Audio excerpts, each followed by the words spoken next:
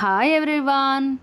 మనల్ని చూసుకోవటానికి మనకంటూ అమ్ముంట అదే ఊరు మొత్తాన్ని అంటే గ్రామం మొత్తాన్ని చూసుకోవడానికి గ్రామదేవత అనేది ఉండాలి కదా.